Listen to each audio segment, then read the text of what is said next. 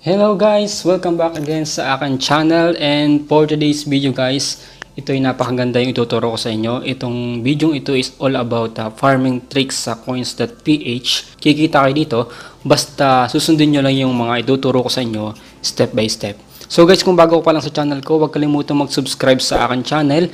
Pindutin mo na ang subscribe button and notification bell para hindi kayo nahuhuli sa mga videos na upload ko every other day.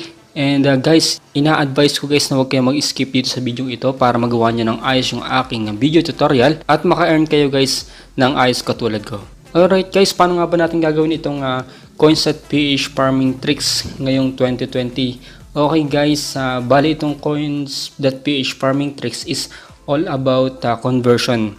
Yes guys, kasi kung mapapansin nyo guys, dun sa mga iba't ibang channel, ang tinuturo nila is farming tricks, ko-convert nila sa Bitcoin, tapos balik sa PHP, then Bitcoin uli. Ganun yung tinuturo nila kasi meron dito nga, makikita nyo dito sa pagpindot nitong all, Bitcoin price, nandiyan yan. Nagbabago-bago pero ang price yan guys. Kaya makikita nyo guys na yung chart na yan is na medyo iba't iba, hindi siya tuwid yung lines niya. So guys, itong ituturo ko sa inyo is bago kasi hindi natin gagamitin ng Bitcoin sa pag-farm dito. Kasi ang Bitcoin guys, yung tinuturo ng ibang channel is hindi naman talaga siya ganun ka-volatile at konti lang yung ating kukuha dyan pag nag-fluctuate yung price. Kasi kikita tayo guys sa pagpa-farm dito pag nagpa-fluctuate yung price ng cryptocurrency. So guys, dito sa tutorial na ituturo ko sa is hindi Bitcoin yung ating ipa-farm, kundi guys itong BCH or XRP guys. Yes guys, kita nyo guys dito na mayroon akong 101 peso. Ito guys is bumili ako ng 2 beses, tig 50 pesos, and then tumubo na siya ng 1 peso ngayon lang. So guys, paano ko ginawa yun? Guys, pag convert nyo ang 50 pesos, magiging 48 or 47 pesos lang yan pag naging BCH na, kasi meron siyang fee. So bago natin siya i-convert into PHP, kailangan nating ipanalo to. Kailangan maging lampas siya dun sa pinuhunan natin. So guys, ganito ang strategy natin para magawa natin ng ayos. Kung may pondo kayo, mag-alat kayo ng pondo. Halimbawa, ang pondo nyo is 200 pesos. Okay guys, i-divide nyo yan into 4. And then, makakakuha kayo na dyan ng 4 na 50 pesos. So guys, ang entry dyan is hindi siya biglaan. Yung iba kasi ang ginagawa is yung 200 pesos, i-convert agad sa BCH. And then, pag lumaki, saka i-convert ulit sa PHP. Hindi ganun guys, kasi ang probability dun is mababa. Pwede kayong matalo dun sa ganong strategy. So guys, ang strategy natin is i-convert siya natin na averaging down. Averaging down guys ang tawag doon kasi halimbawa meron kayong 4 na entry na tig 50 pesos. Pag inyong pag bumili kayo ng BCH na 50 pesos and then bumaba siya, bumili ulit kayo ng 50 pesos para ma-average yung loss niya and mas mataas yung profit. Ganun guys yun. So guys, ganito ang requirements. Kailangan nyo guys ng ina-advise ko na mag-downloading kayo ng Tab Trader. Punta lang kayo guys. Balang kailangan natin dito guys is coins.ph and Tab Trader. So guys, ang kailangan nyo guys is mag-download kayo ng Tab Trader sa Play Store. Search nyo lang guys, Tab Trader. Tab Trader. Yan guys. Ito yung logo niya. I-download nyo lang yan guys. And itong ang purpose nito guys is para ma-monitor natin yung BCH. Kasi guys, mapapansin nyo sa coins.ph, Bitcoin lang yung may chart dito. So hindi nila nilalagyan ng chart yung BCH and XRP, ETH. Hindi ko alam kung bakit nila hindi nilalagyan ng chart dito ang BCH at other cryptocurrency. Kasi mas maganda itong ibang cryptocurrency compare dito sa Bitcoin pag sa farming tricks dito sa coins.ph. Kasi guys, mas volatile siya. So yun siguro yung purpose ng coins.ph. Hindi ko rin lang alam guys. Hindi din ako sigurado. Baka iniiwasan nila na makita natin yung price ng nitong mga ibang cryptocurrency. So guys, ina-advise ko na mag-download kayo ng Tab Trader. Ito yung gagamitin natin na pang monitor ng price ng BCH. Pag in-open nyo siya guys, open natin yung ating Tab Trader. Guys, hindi nyo kailangan dito mag-create ng account. So, pagka-download nyo, ganito yung magiging itsura niya. Pagpalagay na wala pang ano yan, wala pang cryptocurrency. So ipipindutin nyo ito para may add natin yung BCH at ma-monitor natin. I-click natin yung add and then i-type natin na BCH USD. Kasi guys, dito wala naman talagang BCH, PHP or Philippine Peso. So USD talaga yung ginagamit. Pindutin nyo itong Bitfinex or itong Bitstamp. So mas prepare ko itong Bitstamp. Then back nyo. Pag na-click nyo na yung BCH, yan, lumabas na siya dito sa unahan. Paligis hindi naman nakakalito ng top trader eh. Then pag lumabas na yan guys, i-click nyo lang yan. And then makikita natin dito yung chart ng BCH. Yan, di ba mas magandang tingnan dito ang chart ng BCH kumpara dun sa coins.ph na wala silang binibigay na chart. So guys, paano natin gagamitin ito? Okay guys, meron kayong pondo sa PHP, di ba? Meron kayong 4 na entry which is 4 na 50. So guys, ang strategy dyan, bago kayo bumili dito sa coins.ph ng BCH, pag bibili kayo guys, i-convert nyo lang convert PHP to, click nyo itong gawin yung BCH. Gawin yung BCH, and 50 pesos. Click nyo dito 50 pesos, pag bibili na.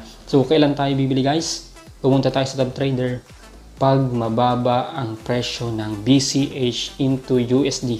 Kasi pareho lang naman yan guys ng price ng USD at saka Philippine Peso. Konti lang yung nagiging diferensya nila. So guys, ganito guys ang strategy pag mababa ang presyo ng BCH, dun tayo pwede mag-entry. So guys, kahapon ang ginawa ko, nag-entry ako dito sa part na ito. Dito. Yan. Kasi nakita ko na bumaba siya. So ganito guys.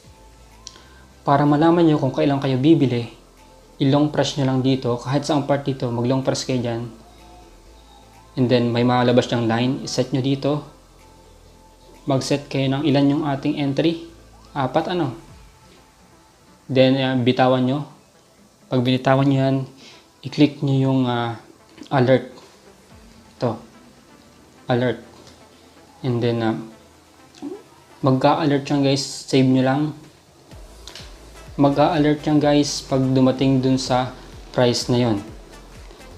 Tingnan natin dito yung ating mga alert.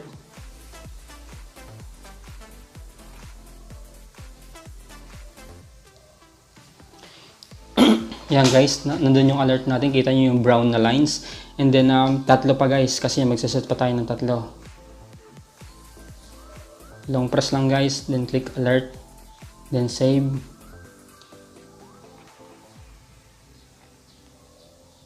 Long press, bitawan, click alert, then save. Ang 3 na guys long press, bitawan, click alert, click save. Yan guys, ito yung time na bibili tayo. So guys, hindi siya hassle ibig sabihin, pag bumaba guys ang presyo at umabot dito sa first entry natin, mag-a-alert yan kahit tayo ay hindi naka-open yung ating tab trader o hindi naka-open yung ating Bitcoin. Pag umabot yan diyan, mag-a-alert yan, mag-notify sa atin na pumunta doon. Yan yung sign natin na bibili tayo sa coins.ph. So guys, be alert pwedeng yung alert, ilagay nyo ng counting sound. Pag nag-alert na, bili kayo ng 50.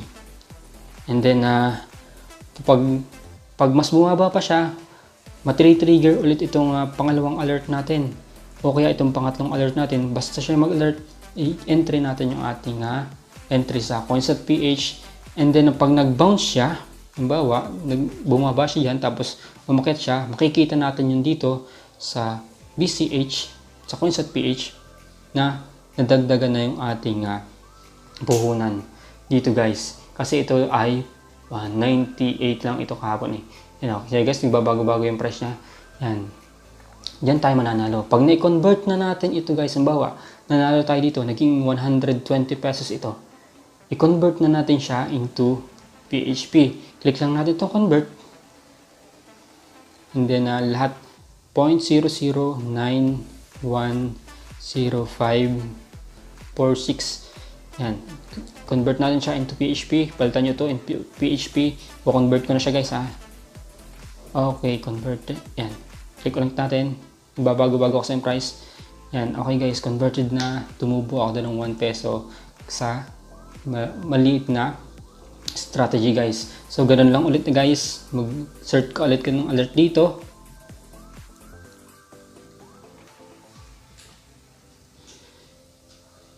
Kung gusto nyo guys, kung nagmamadali kayo, pwede nyo itong ilipat. Halimbawa, nagbago isip nyo. I-long press nyo lang ulit yung line.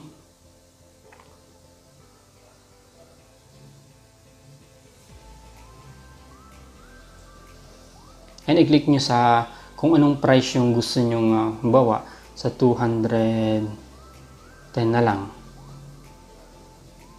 O, nalipat siya guys. O kaya, pwede naman dito.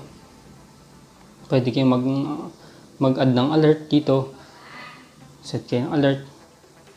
Then save. Yan. Basta pag nag-alert siya sa inyo guys, yun yung time na bibili kayo sa coins.ph. Bali guys, yun yung aking ginagawang strategy para makaipon ako dito sa coins.ph ng unlimited cryptocurrency. So guys, ina-advise ko na wag sa Bitcoin kasi hindi ganun pa-kabolita lang Bitcoin. Prefer ko ang BCH, XRP. Itong ETH hindi pa rin siya masyado kasi based sa aking experience hindi siya ganun kalikot. So BCH and XRP talaga yung gusto ko dito, yung favorite ko.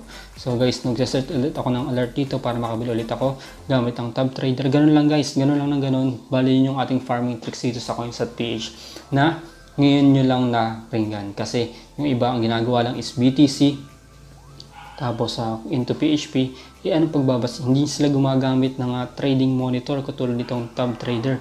Kasi kaya yung ibang gumagawa ng farming tricks is nalulugi lang.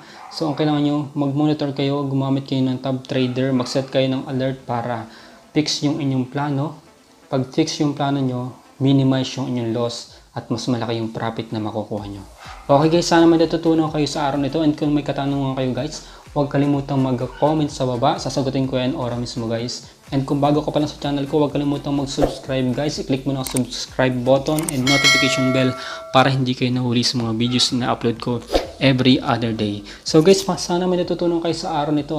And see you guys sa next video. Goodbye!